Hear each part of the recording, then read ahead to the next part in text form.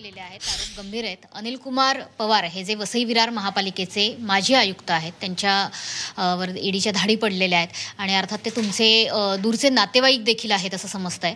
मात्र त्यांची शिफारस तुम्ही केली असल्याचा आरोप संजय राऊतांनी केला आहे. ईडीने जे काही कारवाई केलेली आहे त्या चौकशीमध्ये जी काही वस्तुस्थिती असेल ती समोर येईल आणि जे काही चुकीचं झालं असेल त्याप्रमाणे त्या ठिकाणी कारवाई होईल. मला वाटतं की काल तर मी कार्यक्रमांच्या निमित्ताने दिल्लीला होतो आणि आज आल्याच्या नंतर आपल्याच पत्रकार महोदयांचं दररोज जे काही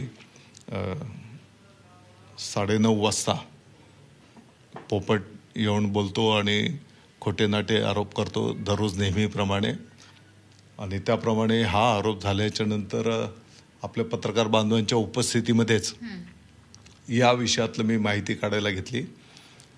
त्याने असा आरोप केला की पवार हे माझे नातेवाईक आहेत. हो, ते माझे दूरचे नातेवाईक आहेत, मी काही नाकारत नाही. त्याने सांगितलं की माननीय एकनाथजी शिंदे साहेबांच्याकडून मी त्यांचं तिथे पोस्टिंग करून घेतलं.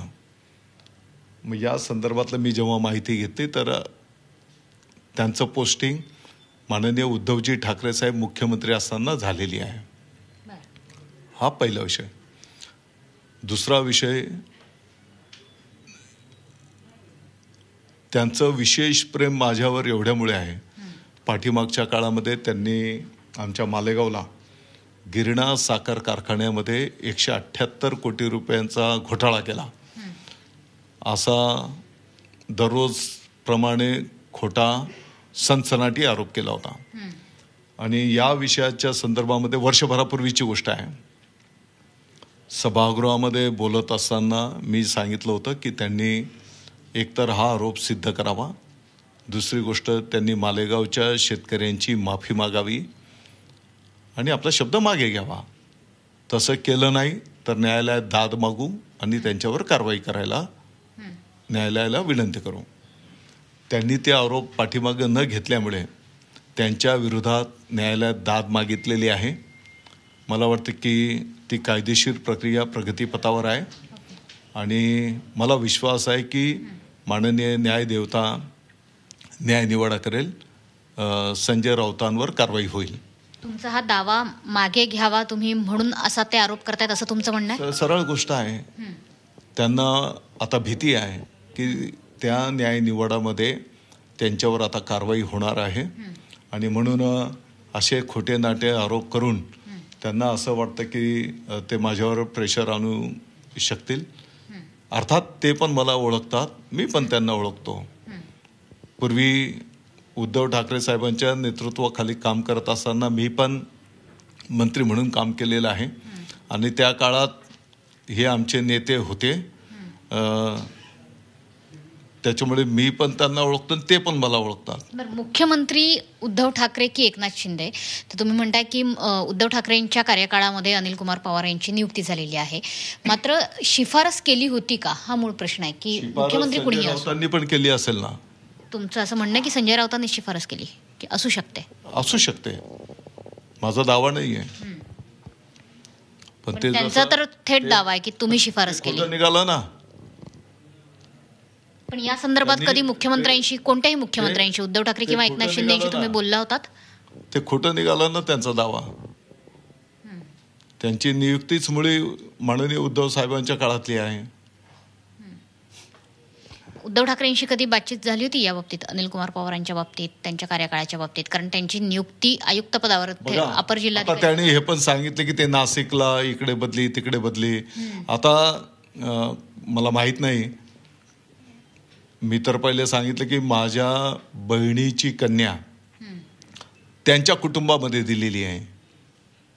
हे नातं मी काही नाकारलं नाही, कारण ती आता 30-40 वर्षापूर्वीची घटना आहे. राहिला विषय तर ते कधी नोकरीला लागले मला माहीत नाही.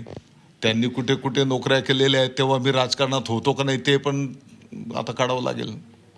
मात्र ज्या प्रकरणात त्यांच्यावरती कारवाई होते ते प्रकरण गंभीर आहे. डम्पिंग ग्राउंडवरती इतक्या मोठ्या संख्येनं इमारती उभ्या राहणं, आयुक्तपदी ते असणं, यामुळे ही कारवाई होते. सोबतच ईडीला त्या ठिकाणी घबाडाही सापडत आहे. त्यामुळे तुमच्यावरती हा थेट आरोप केला जातोय. शिफारस जर एखाद्या मंत्र्याची असेल तर हे धागेदोरे मंत्र्यांपर्यंत पोहोचतात असं त्यांचं म्हणणं आहे. बघा, मी पहिलेच सांगितलं, ईडी ही स्वायत्त संस्था आहे. जर त्यांच्या चौकशीमध्ये काही चुकीचं त्यांना आढळून आलं ते कारवाई करतील. तिथं कोण पण असू दे,